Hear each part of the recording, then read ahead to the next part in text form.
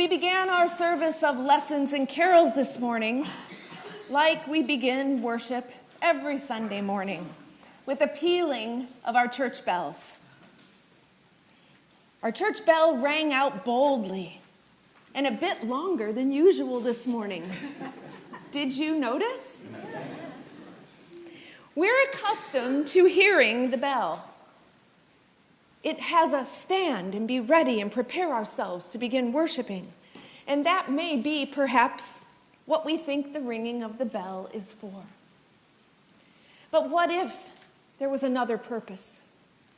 What if the bell was rung not to call us to worship, but to herald God's presence and love, and to bid God's hope and peace into the world right here in the heart of our community? What if this simple yet intentional act of bell ringing was intended first to be our shared proclamation of peace, and then our call to worship? Why, we might all want to go out and ring the bell. And don't you wonder, I know I do, who hears it? And what does it say to them when they hear it? Along with our bell, the voices of the prophets, the songs of the angels, the testimony of the shepherds, and all of the beloved carols and hymns that we've sung and are singing today ring out joyfully the good news of God's coming to dwell with humankind.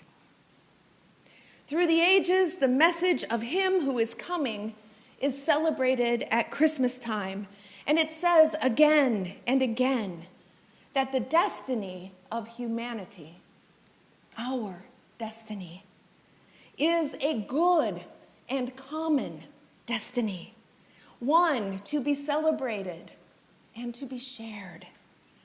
The message heard reminds us that however dark the moments or the days may be, the redemptive impulse of God is ever present and beating in humanity. And so, my friends, we bask in these 12 days of Christmas, and we get to escape into a hoped-for world as we sing of light and of joy and of peace for all people. Yes, Jesus did come into the world to shine light and to elicit joy and to bring us peace so that we may know it because we so very much long for it and need it. And Jesus also came to quell fear. He came to dispel doubt. He came to liberate humans from the chains and the injustices that plague us. Until oppression ceases and all held captive by the world's power and systems are set free, we may not know true peace on earth. Still, we hope. And if we look closely and listen closely, we will catch a glimpse of peace right here in our lives. Henry Wadsworth Longfellow penned the poem Christmas Bells, which inspired the carol, I Heard the Bells on Christmas Day. Recalling Christmas bells that were rung during the American Civil War, and despairing that hate is strong and it mocks the song of peace on earth, goodwill to men. He concluded his poem with a hopeful resolution. Then pealed the bells more loud and deep.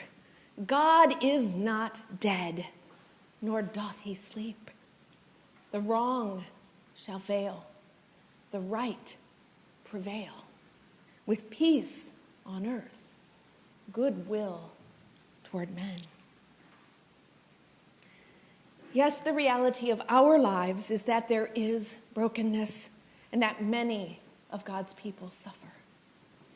The sound of the bell must never drown out the sound of the chains of injustice or the cries of those in need. The bell rings to garner our attention over and over again, to keep us conscious of God and God's promises. So with eyes and hearts and ears attuned not only to this truth, but also to the pealing of the bell of peace, we become, through Christ, people who joyfully proclaim his hope and who tirelessly work to manifest his peace throughout the world. May the ringing of the bell assure us always that wrong will indeed fail, that the right will one day prevail, and that we may yet know peace on earth and goodwill to all.